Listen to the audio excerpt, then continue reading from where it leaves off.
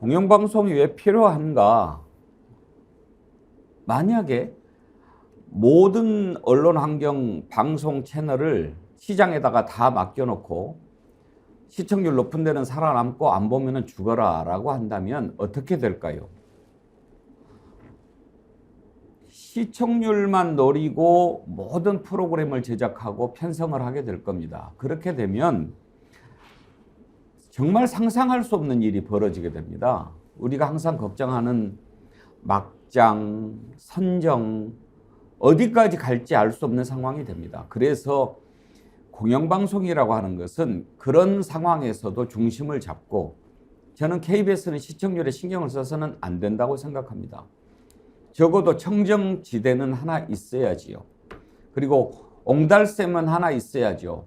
비록 적지만 계속 솟아나는 옹달샘이 하나 있어야 언젠가는 맑은 물을 만들 수 있지 않겠습니까? 그게 공영방송의 역할이라고 생각하는데, 자, 그러면 민영화로 하는 것, 그리고 지금 이렇게 하는 것이 옳은가? 한 가지만 따져봅시다. 제가 항상 KBS 뉴스를 의무적으로 봤는데 요즘은 안 봅니다. 사장 바뀐 뒤로는 안 보게 되는데 이런 일이 있었더라고요.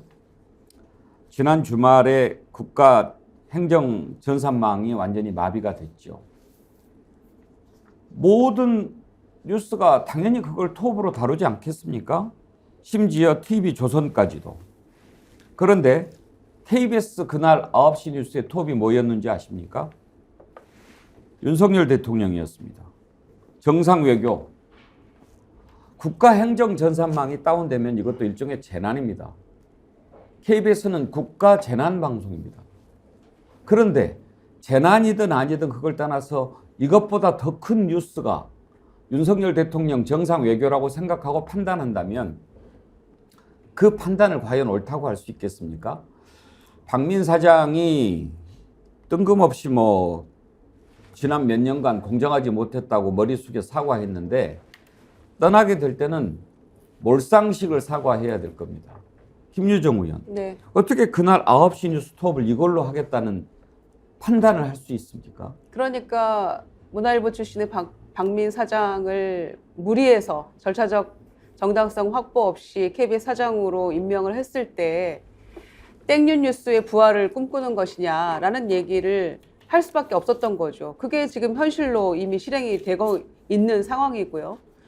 심지어 종편들까지도 전부 다 행정전산망 마비에 대해서 질타하고 이 부분에 대해서 일면으로 쓰기도 하고 일면으로 보도하기도 하고 이렇게 얘기를 했었는데, 하물며 KBS가 이거를 뒷전으로 미룬다는 거는 상상할 수 없는 일이었고요. 여전히 그런데도 지금 KBS의 프로그램 폐지나 라디오 포함해서 이런 것들은 계속 착착 진행이 되는 것 같아요. 근데 이제 집에 갈 때는 다른 사과를 하셔야 된다고 말씀하셨는데 집에를 갈 수 있겠습니까? 감옥부터 가야 된다고 생각하고요.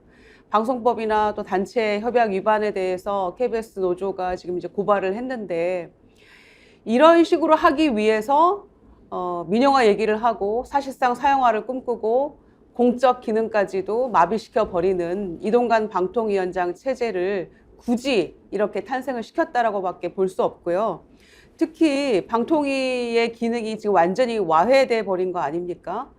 그렇기 때문에 이 굉장히 중요한 정부 기관임에도 불구하고 정치적 중립성과 독립성을 확보해주기 위해서 여당, 야당, 대통령 이렇게 세 군데서 추천을 해서 5인 합의제를 만들었는데, 지금 8월 25일부터는 2인 체제로 지금 전행을 하고 있는 거 아닙니까? 최민희 위원도 이제 자진 사퇴해버렸고, 여전히 법제처에 최민희 위원이 왜 결격 사유인지에 대해서 물어놓고 그 답을 7개월 동안 지금 주지 않아서 자진 사퇴해버린 거 아닙니까? 임명을 안 해주니까 지쳐가지고. 그런데 법제처는 여전히 답을 내놓지 않고 있어요. 자, 이 지점에서 저는 대통령이 직무유기를 하고 있다고 생각합니다. 왜냐? 합의제 기구라는 이 방통위의 굉장히 중요한 책무에 대해서 대통령이 이거를 복원시키려는 어떤 노력도 하지 않고 있어요.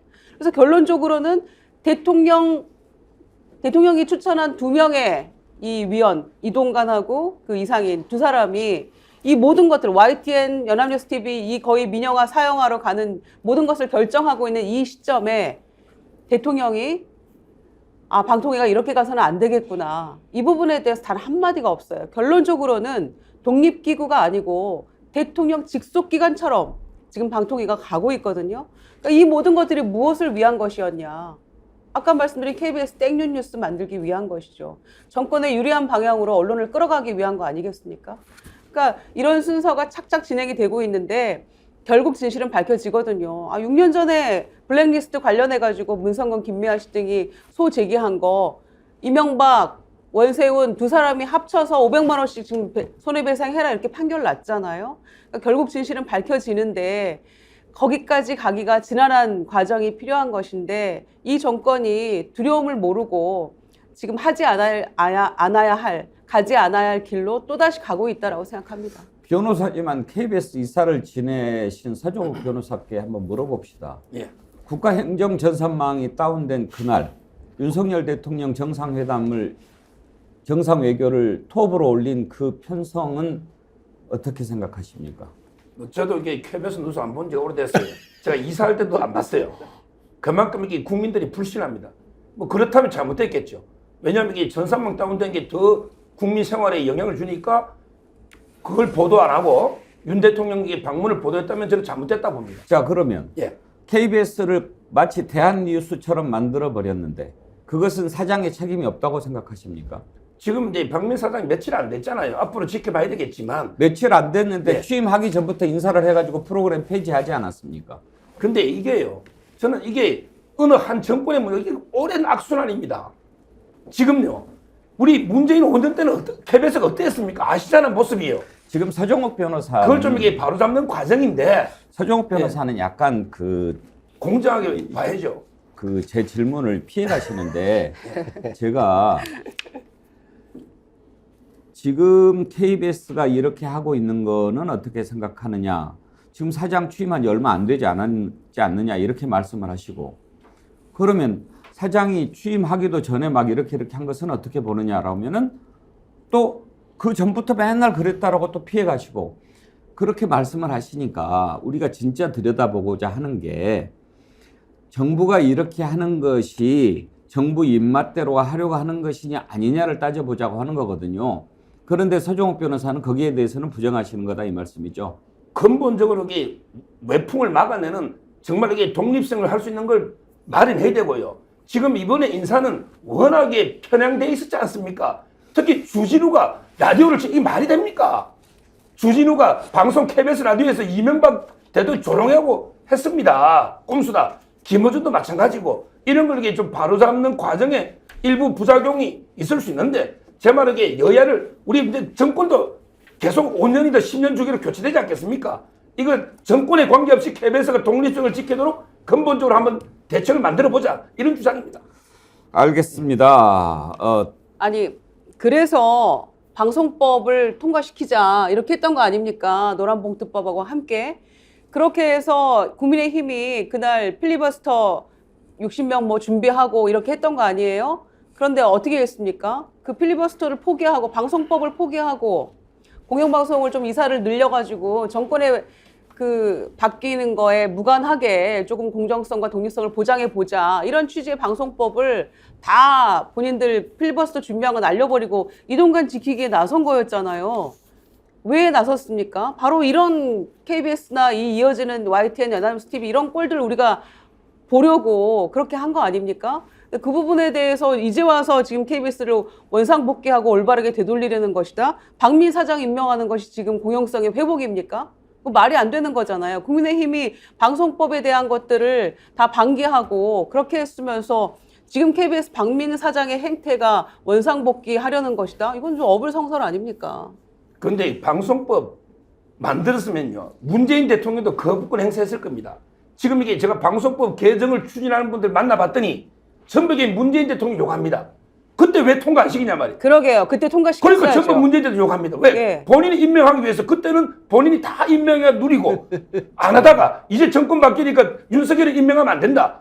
그럼 이게 문재인 대통령은 다 사장 임명 안 했습니까? 지금 우리 서변 논리는 공정하고 객관적으로 하겠다는 이야기가 아니고 문재인 정부 때 그랬으니까 우리 복수할게 그 이야기가 그래. 그게 실제로는 윤석열 정부가 이동관 위원장을 세워서 하는 게 공정한 개혁이 아니고 복수를 위한 장악이다라고 실토하는 겁니다, 사실은. 지금 고백하는 거죠. 그렇게 들립니다. 예.